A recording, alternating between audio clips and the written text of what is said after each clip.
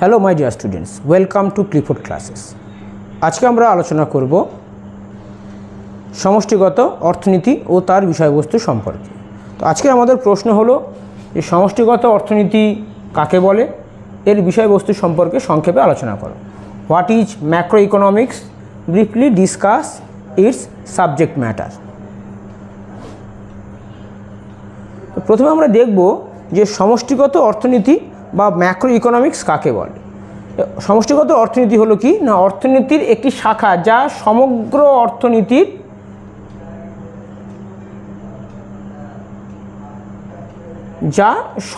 অর্থনীতির বৃহৎ স্তরের কার্যকলাপ নিয়ে আলোচনা করে।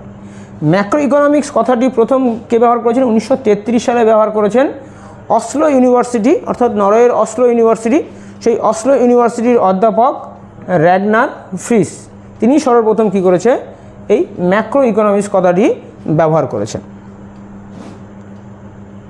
ম্যাক্রো ইকোনমিক্সের সম্বন্ধে বিভিন্ন অর্থনীতিবিদ বিভিন্ন সংজ্ঞা দিয়েছেন বিভিন্ন সময়। সেই সংজ্ঞাগুলো যদি আমরা আলোচনা করি তাহলে আমরা ম্যাক্রো ইকোনমিক্স সম্পর্কে একটা স্পষ্ট ধারণা মোটামুটি পেয়ে যাব। এখানে প্রথমে হচ্ছে অধ্যাপক কে.ই. বোল্ডিং।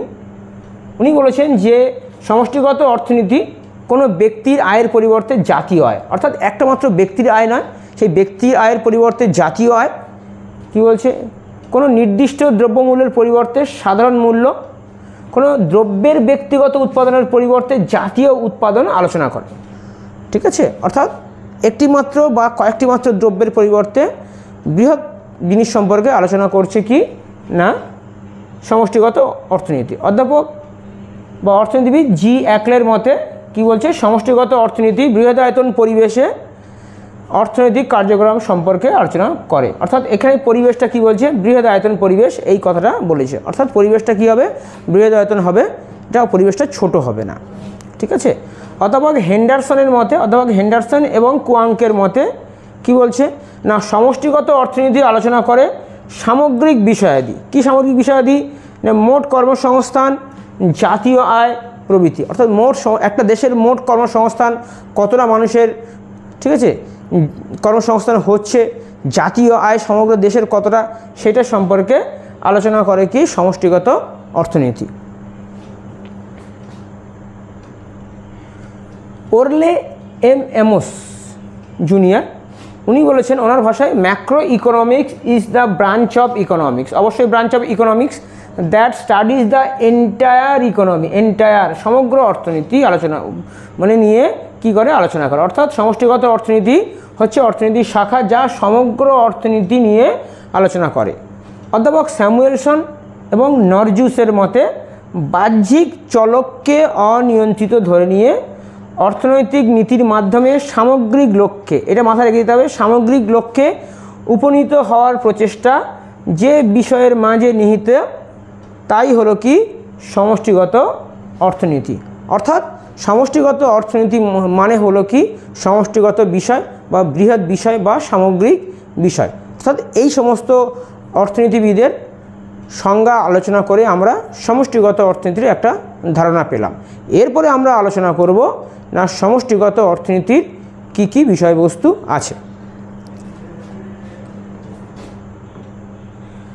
সমষ্টিগত অর্থনীতির যদি আমরা বিষয়বস্তু দেখি তাহলে আমরা প্রথমে কি দেখব, জাতীয় আয় বা ন্যাশনাল ইনকাম।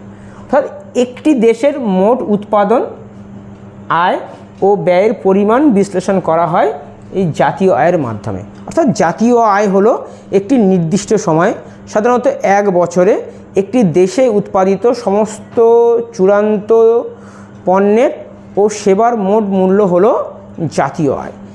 এটি একটি দেশের আর্থিক অবস্থার পরিমাপক হিসাবে কাজ করে।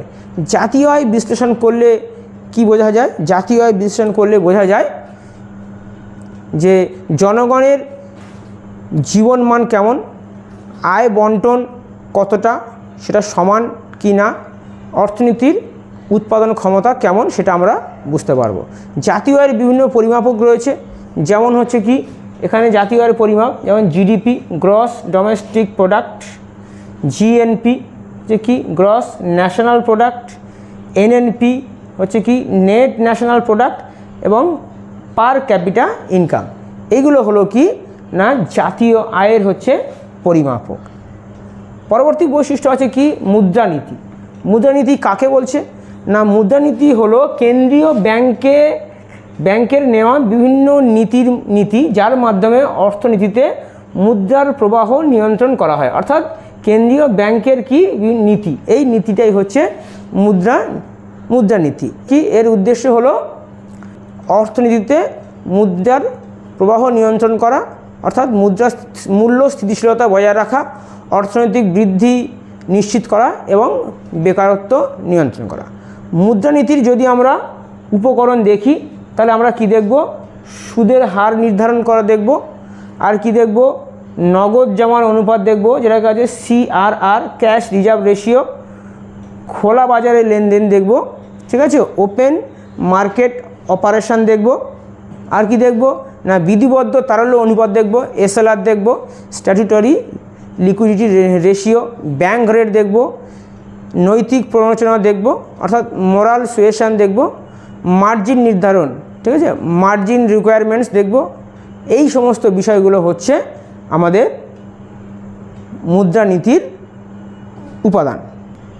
মুদ্রাস্ফীতি কাকে বলছে না মুদ্রাস্ফীতি হচ্ছে একটা নির্দিষ্ট সময়ের মধ্যে কোনো দেশের অর্থনীতিতে দ্রব্য ও সেবার দামের সাধারণ যে অবিরাম বৃদ্ধি সেটা হলো কি মুদ্রাস্ফীতি।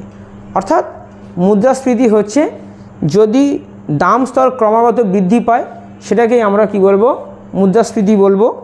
মুদ্রাস্ফীতি যদি আমরা শ্রেণীবিভাগ করি তাহলে আমরা কি দেখব, চাহিদার বৃদ্ধিজনিত মুদ্রাস্ফীতি, ডিমান্ড পুল ইনফ্লেশন, এবং ব্যয় বৃদ্ধিজনিত মুদ্রাস্ফীতি, কস্ট পুশ ইনফ্লেশন।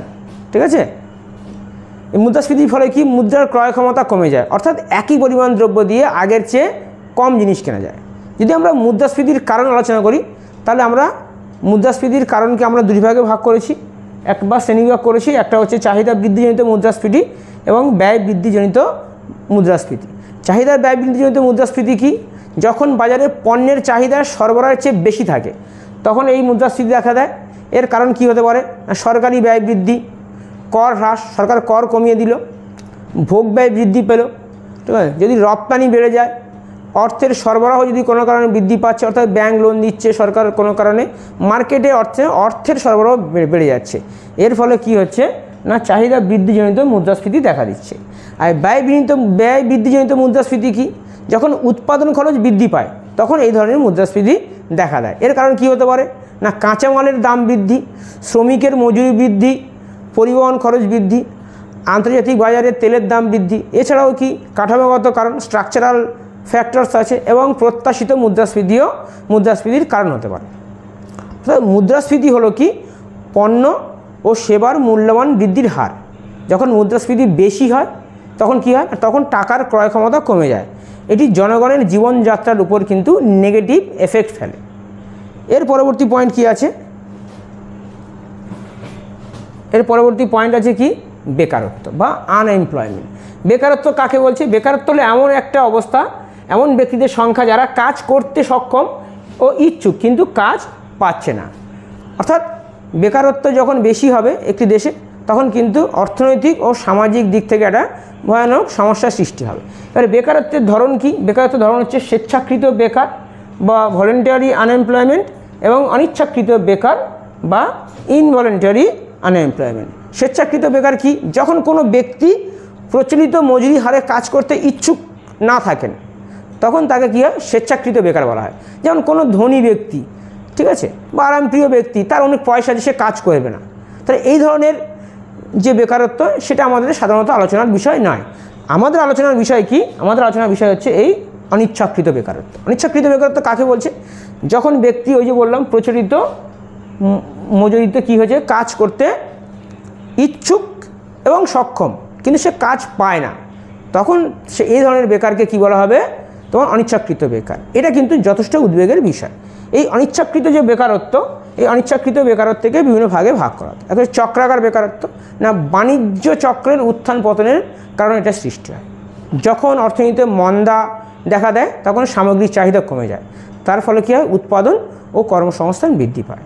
এবার কি কাঠামোগত বেকারত্ব, অর্থনীতির কাঠামোগত পরিবর্তনের ফলে এই ধরনের বেকারত্ব দেখা যায়। তাহলে প্রযুক্তিগত পরিবর্তন, টেকনোলজির পরিবর্তন হচ্ছে, শিল্পের বিন্যাস পরিবর্তন হচ্ছে, ঠিক আছে। শ্রমিকদের নতুন যদি দক্ষতা শ্রমিকরা অর্জন করতে না পারে তাহলে তারা কিন্তু কর্মহীন হয়ে পড়তে পারে।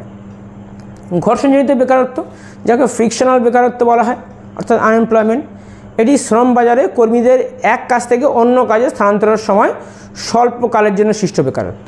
অর্থাৎ নতুন চাকরি খুঁজতে বা পুরনো চাকরি ছাড়ার মাঝখানের যে সময়, সেই সময়ে এই ধরনের বেকারত্ব দেখা যায়। আরেকটা বেকারত্ব দেখা যায় যেটা সাধারণত কৃষিতে দেখা যায়। কী ধরনের? কিছু কাজ বা শিল্প নির্দিষ্ট মরশুমের উপর ডিপেন্ডেন্ট। মরশুম শেষ হয়ে গেলে আর কাজ থাকে না, ঠিক আছে, তখন কিন্তু ওই ধরনের কাজের সঙ্গে যুক্ত কর্মীরা বেকার হয়ে পড়ে। বিশেষ করে পর্যটন শিল্প বা কৃষিকাজের ক্ষেত্রে এই ধরনের বেকারত্ব দেখা যায়। প্রচ্ছন্ন বেকারত্ব, যখন কোনো কাজে প্রয়োজনের চেয়ে বেশি শ্রমিক নিযুক্ত থাকে তখন তাদের সরিয়ে দিলেও উৎপাদনের কোনো ক্ষতি হয় না, তখন সেই শ্রমিকদের কী বলা হয়? প্রচ্ছন্ন বেকারত্ব দেখা যায়। গ্রামীণ কৃষিতে কিন্তু এই ধরনের বেকারত্ব বেশি দেখা যায়। আর কি দীর্ঘমেয়াদী বেকারত্ব, যখন কোনো ব্যক্তি দীর্ঘ সময় ধরে, সাধারণত 1 বছর বা তার বেশি সময় ধরে বেকার থাকে এবং নতুন কাজ তার খুঁজে পেতে অসুবিধা হয়, তখন তাকে কী বলা হবে? দীর্ঘমেয়াদী বেকারত্ব বলা হবে।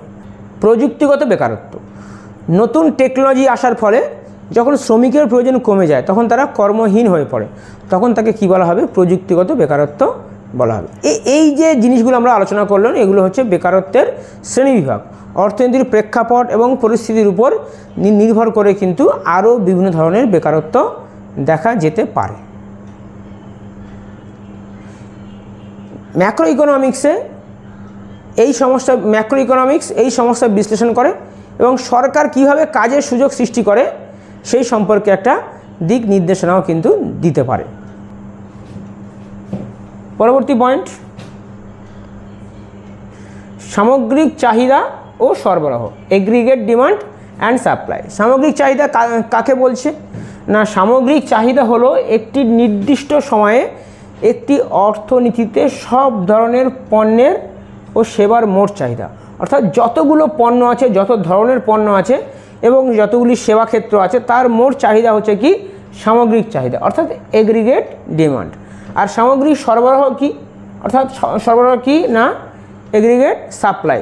সামগ্রিক সরবরাহ হচ্ছে সেই একই সময়ে উৎপাদিত সমস্ত পণ্য ও সেবার মোট পরিমাণ হচ্ছে কি? না, সামগ্রিক সরবরাহ। পরবর্তী পয়েন্ট কি আছে? না, অর্থনৈতিক বৃদ্ধি ও অর্থনৈতিক উন্নয়ন। অর্থনৈতিক বৃদ্ধি মানে হচ্ছে কি? Economic growth and development. অর্থনৈতিক প্রবৃদ্ধি বা অর্থনৈতিক বৃদ্ধি কাকে বোঝাচ্ছে? না, একটি দেশের উৎপাদনের পরিমাণ সময়ের সাথে সাথে বৃদ্ধি পাওয়া। অর্থাৎ যদি একটি দেশে উৎপাদনের পরিমাণ সময়ের সাথে সাথে বৃদ্ধি পায় তখন তাকে কি বলা হবে? না, এটাকে বলা হবে অর্থনৈতিক বৃদ্ধি বা অর্থনৈতিক প্রবৃদ্ধি, অর্থাৎ ইকোনমিক ডেভেলপমেন্ট। ঠিক আছে, সাধারণত কি হয়? জিডিপি বৃদ্ধির মাধ্যমে এটি পরিমাপ করা হয়।